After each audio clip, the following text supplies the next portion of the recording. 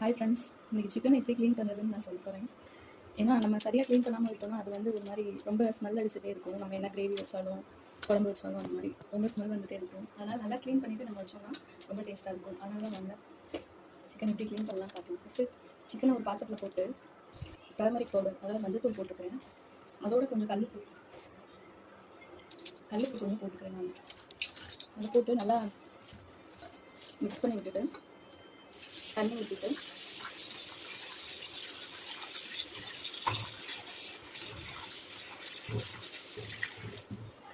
இல்லை தண்ணி குடிச்சிட்டு ஒரு 10 மினிட்ஸ் அப்படியே அந்த தண்ணியில் இருக்கட்டும். அந்த உப்பு இருக்கிறதுனால ஏதாவது கசடு வேஸ்ட் ஏதாவது இருந்தால் கூட க்ளீன் பண்ணிவிடும் நமக்கு.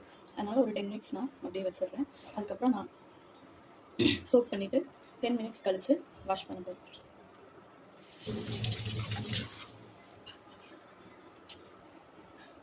இப்போ பார்த்தீங்கன்னா 10 மினிட்ஸ் ஊறிடுச்சு ஃப்ரெண்ட்ஸ்.